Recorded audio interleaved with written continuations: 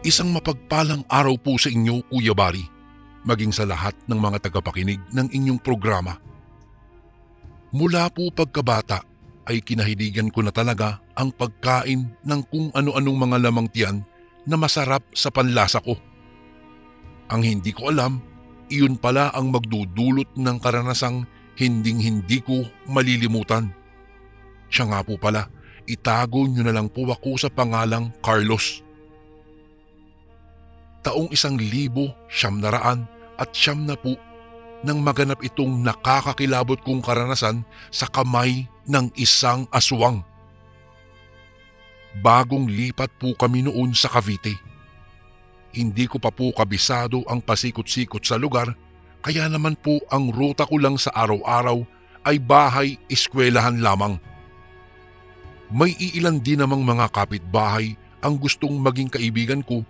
Kaso nga lang, ako yung ayaw makipagkilala sa kanila. Sa paaralan, wala din naman akong gaanong nakakausap dahil ayoko po. Umiiwas ako sa tuwing may nais na makipaglapit sa akin.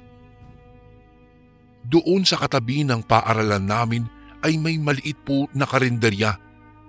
Doon po kami bumibili ng mga pagkaing gusto namin. Merong mga lollipop, candy at mga junk foods din, pero mas gusto ko pong bilhin doon ay ang mga lutong ulam na itinitinda nila. Ang may-ari ng karinderyang pong iyon ay si Manang Warla.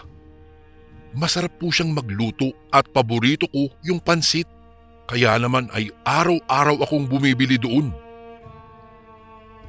Isang araw, mayroon pong bagong lipat sa tapat ng karinderya ni Manang Warla. Kagaya niya, nagbebenta rin ng bagong lipat ng mga kakanin at mga ulam. Dahil nga bagong bukas, ay doon bumibili ang mga kabataan na nag-aaral din sa paaralang pinapasukan ko. Ayon sa kanila, masarap daw ang luto doon at katakam-takam ito. Siyempre pa, sinubukan ko rin po na doon na nga bumili ng pansit. Noong akmang isusubo ko na sana ang pansit nang bigla pong lumindol. Saglit naman po iyon, ngunit hindi ko na napakinabangan pa ang pagkain ko dahil ang baonan ko po ay nalaglag na rin sa sahig. Kaya naman ay nagtungo na lamang ako kina Manang Warla. Doon kasi nakakautang po ako, kaya kahit papaano po ay nagkalaman ang tiyan ko ng tanghaling iyon. Sa paglipas ng mga araw, ay kakaunti na lang ang nagtutungo sa kainan ni Manang Warla. Kahit na ganoon, ay hindi ko naman siya nakitaan ng pagkainggit. Ang lagi niyang sinasabi sa amin kapag ka naihahambing na ang mga luto niya sa kabila, ay wala daw siyang magagawa kung hindi nagugustuhan ng ibang mga bata ang niluluto niya. Isang araw, kagagaling ko lamang noon sa principal's office. Nadatnan kong nag-uumpukan ang mga bata mula sa iba't ibang grado doon sa may siso. Nang inusisa ko po kung ano ang naroroon, nasipat ko ang isang batang babae na nagsusuka. Halos hindi na nga ito makahinga eh. Kaagad na binuhat siya ng teacher papunta sa klinika ng paaralan. At sa pagtingin ko sa mga naisuka ng bata, ay nagulat na lamang po ako nang masilayan ko ang isang parang putol na daliri ng tao. Kinusot-kusot ko pa nga ang aking mga mata, ngunit talagang putol na daliri ang nakikita ko. Subalit, bigla na lamang iyong naging karne nang itinuro ko sa isang kaklase ang nakita ko. Ha? Saan? Saan yung daliri na sinasabi mo, Carlos? Naku, mukhang karne naman yata yan eh. Umalis na nga tayo rito. Nakakadiri naman yan tinitignan mo eh. Suka yan oh. Tugon nito sa akin. Napakunot naman ang aking noo at muling tinitigan ang suka. Karne nga lang iyon.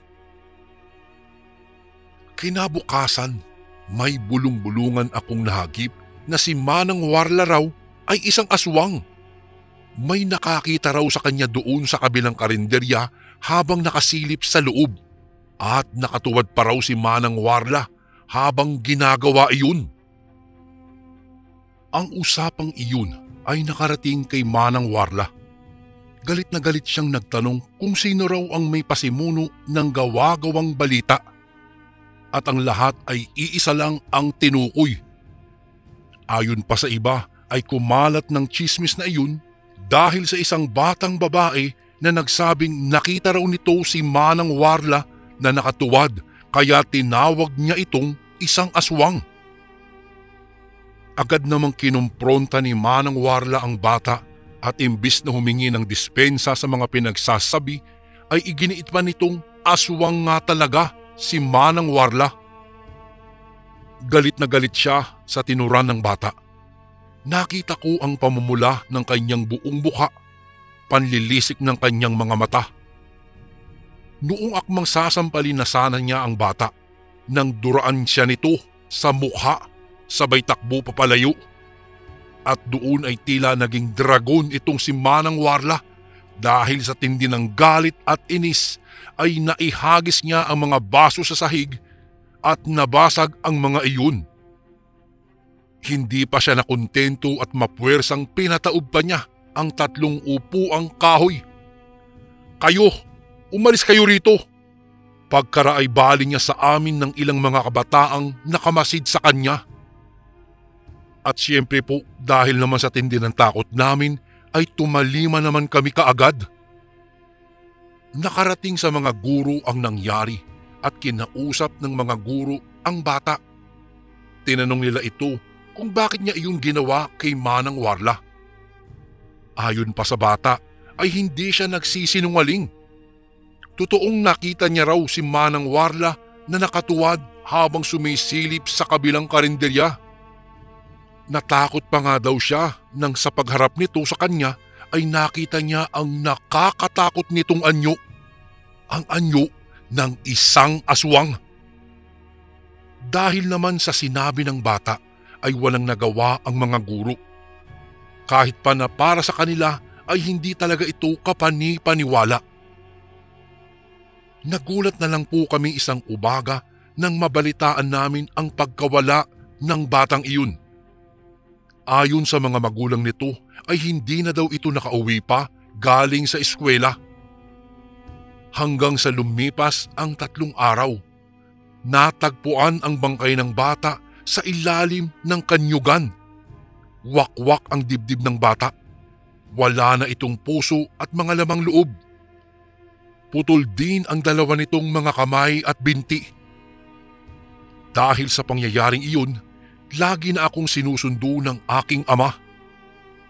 Pansin ko rin na hindi na nagbukas ng kainan itong si Manang Warla dahil isinugod umano ito sa ospital. Kaya naman ay doon na ako bumibili ng ulam sa kabilang karinderya. Maraming ulam ang nakadisplay doon, ngunit wala silang pansit. Nadismaya ako ng kaunti dahil iyon pa naman ang paborito ko. Kaya sa puntong iyon ay napilitan na lamang akong bumili ng dinuguan. Masarap na masarap iyon sa aking panlasa. Ang sarap naman po ng mga niluluto nyo rito. Narinig kong saad ng isang babae sa tindera. Ay, salamat po ah. Masarap po talagang magluto ang tiyahin ko, Ale. Tugon naman ito. Sa isip-isip ko ay iba pala ang tagaluto. Ang buong akala ko kasi ay iyong tindera lang ang nagluluto ng mga pagkain doon. Hindi ko naman kasi nakikitang lumalabas ni minsan ang sinasabing niyang tiyahin. Isang hapon, hindi pa ako sinundo ng ama ko dahil sa lakas ng ulan ay napilitan akong umuwi na lamang mag-isa. Ayoko rin naman kasing abutan ng dilim sa loob ng paaralan dahil sa matatakutin po talaga ako.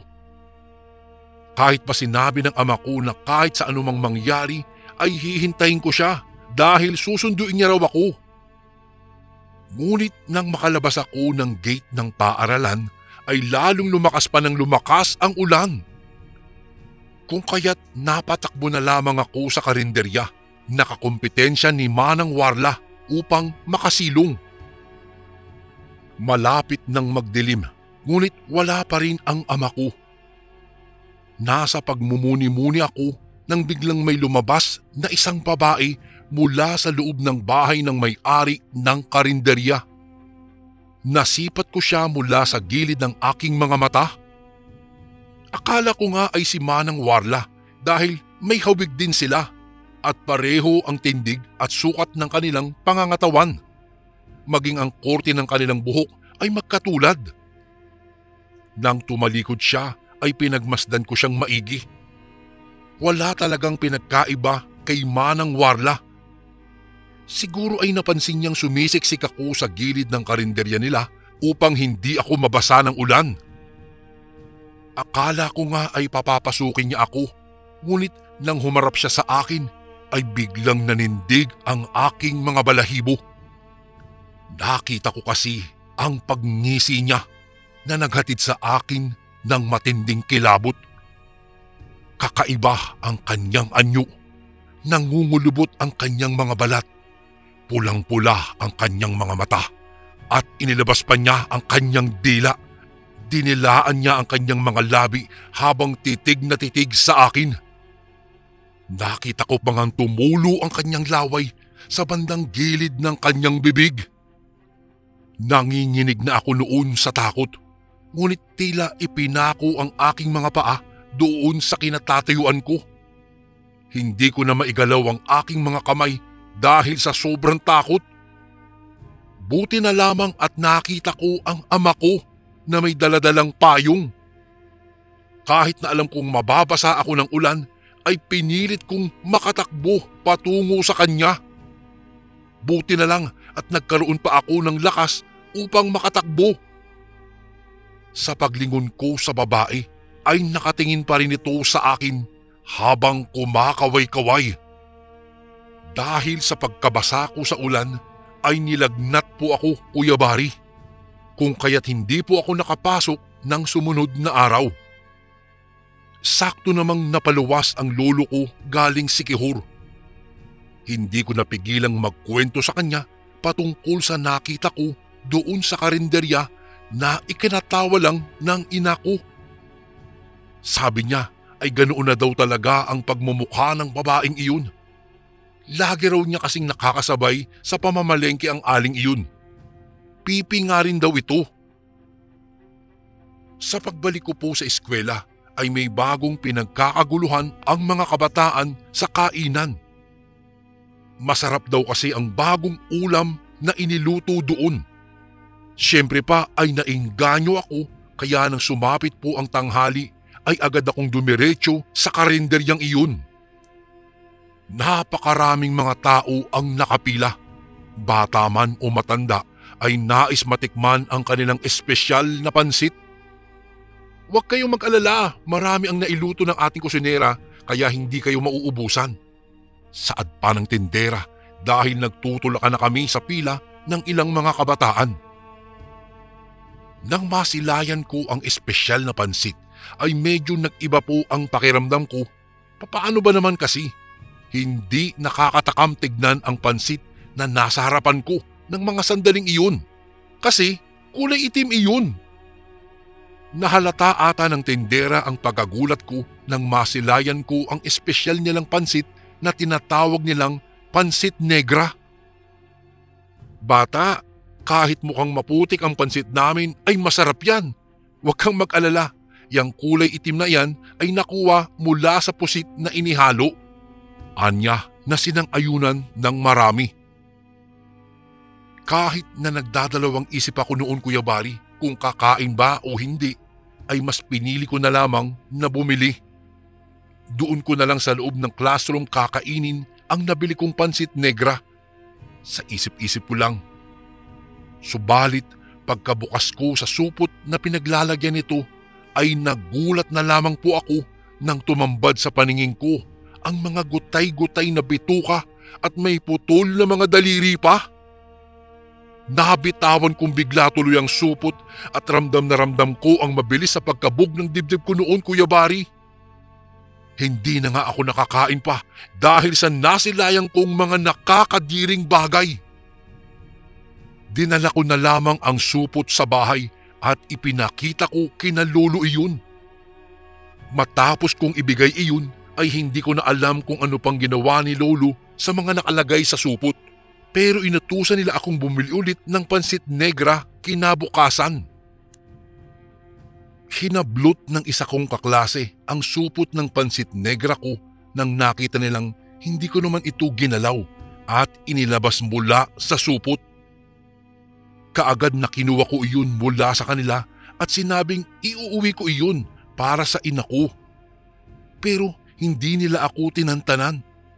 Hinila nila pabalik ang supot hanggang sa naghilahan na kami, dahilan upang mapunit ang supot at magkandalaglag ang mga putol na daliri na may kasamang mga bituka.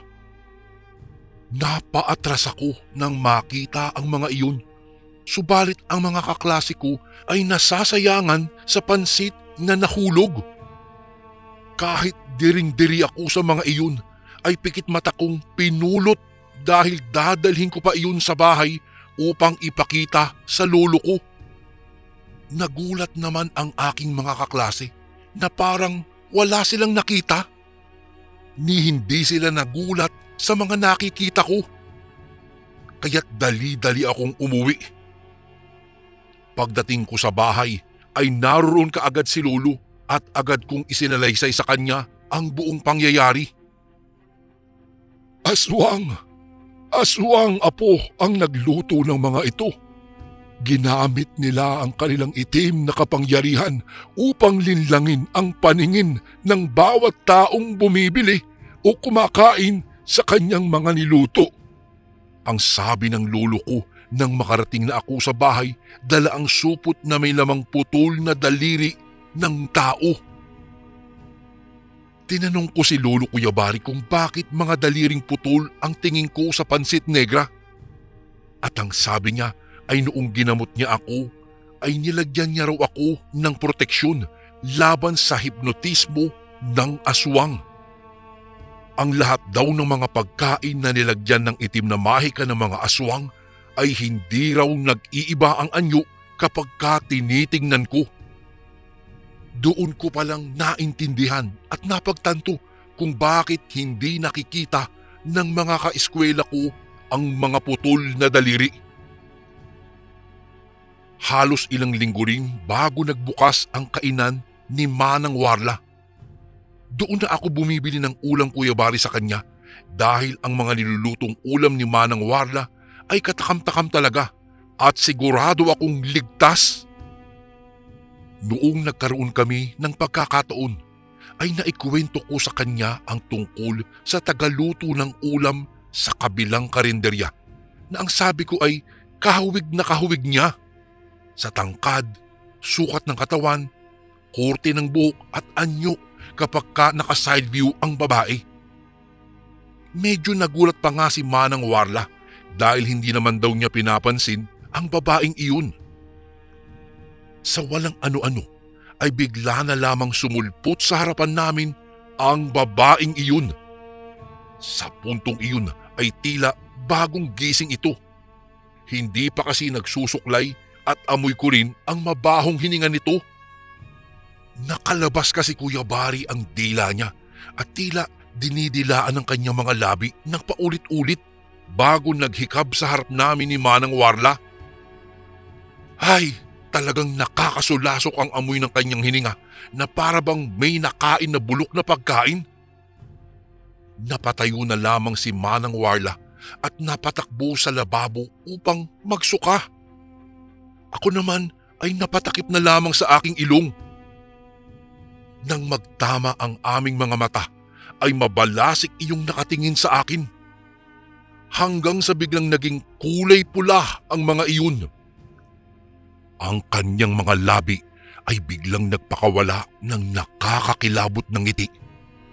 Bigla niya akong hinawakan sa may balikat.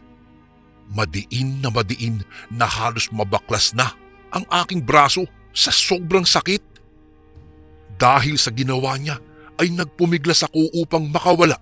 Ngunit imbis na pakawalan niya ako ay nasipat ko na lamang na may lumabas na mga putik mula sa kanyang bibig. Ang kanyang mga ngiti ay napalitan ng mga halakhak. Takot na takot ako ng mga sandaling iyon. Nang lingunin ko si Manang Warla, ay batid kong nakaramdam din siya ng takot sa babae.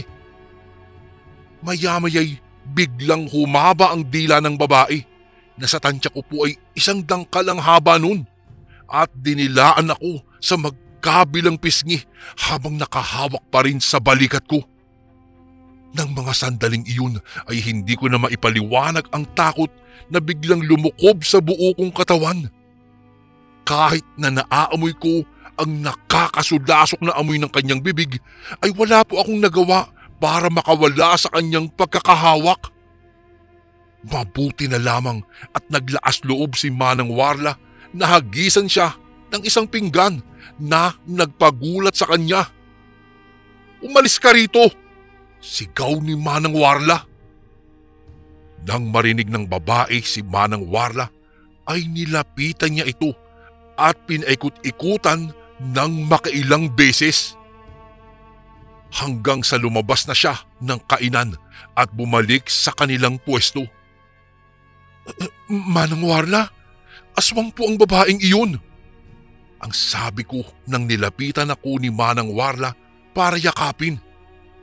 Tinanong niya ako kung ayos lang daw ba ako. Sinabi ko rin sa kanya na baka ang babaeng iyon ang nakita nung bata na nag-akusa sa kanyang aswang.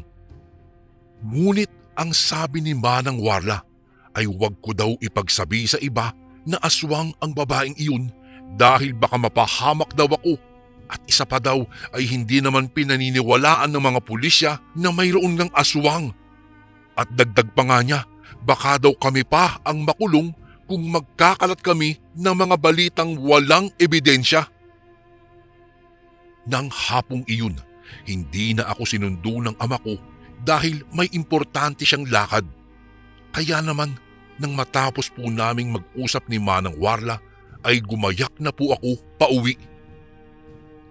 Habang binabagtas ko ang daan pauwi sa amin, ramdam na ramdam kong may nakasunod sa akin. Rinig ko rin ang mga yabag ng mga paa nito. Kapag nililingon ko naman, ay wala naman akong nakikitang taong sumusunod. Hanggang sa ang mga lakad ko ay naging takbo na. Ngunit pagdating ko sa isang puno ay humangin ng malakas at bigla na lamang lumitaw sa harapan ko ang babaeng aswang. Nanlilisik ang kanyang mapupulang mga mata habang nakamasid na nakatitig ito sa akin. Napadapo naman ang paningin ko sa kanyang mga kuko at nasipat kong mahahaba at matutulis ang mga iyon. Amoy putik ang kanyang buong katawan. Dahil sa matinding takot ay nanginig ng sobra ang mga tuhod ko. Akala ko ay kakainin na ako ng aswang o di kaya ay lalapain dahil sa bangis ng kanyang mga titig. Ngunit nagulat na lamang po ako nang nakita kong nataranta itong lumayo sa akin matapos nang lumapit siya ng husto sa akin. Yung bang gahibla na lamang ang pagitan namin, Kuya Bari? Tila ba parang napaso siya nang napadikit ang kanyang balat sa akin. Sa kanyang paglayo ay nagtatakbo na ako. Pagdating ko po sa bahay ay nanginginig akong nagkwento sa mga magulang ko patungkol sa mga naganap, at sabi ni Lolo ay mukhang kailangan na niyang bigyan ng leksyon ang naturang aswang.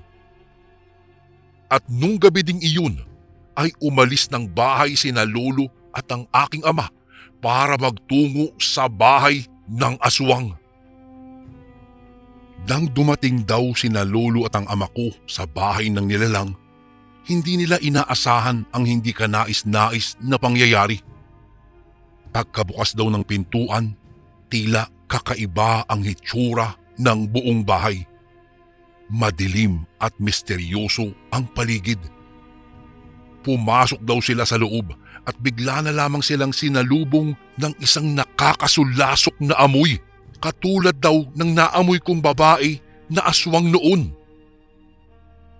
Sa gitna ng katahimikan, bigla raw may narinig sina Lolo at ama ko mula sa loob ng bahay na iyon. May tumatawag daw sa kanila na tila boses ng babae na humihingi ng tulong. Tila pamilyar daw ang boses ng babaeng iyon at sila'y mabilisang pumasok sa kwarto. Napagtanto nila na si Manang Warla ang naroroon at tila ba inaatake ng isang puwersa ng aswang na di nila kayang atakihin. Kitang-kita nila na inaatake si Manang Warla at unti-unti na itong nawawalan ng lakas. Narinig namang ito ang isang nakakatakot na sigaw na parang galing sa ilalim daw ng kama. Hindi nila inaasahan na mayroong isang buong pamilya ng aswang na nakakubli sa ilalim ng kama. Sobrang takot at pagkabahala daw ang naramdaman nila. Hindi nila alam kung papaano nila malalabanan ang mga ito. Sobrang dami daw. Nag-isip ang aking lolo at inilabas niya ang isang bote na puno ng asin at biglang isinaboy ito sa mga nilalang na nasa ilalim ng kama.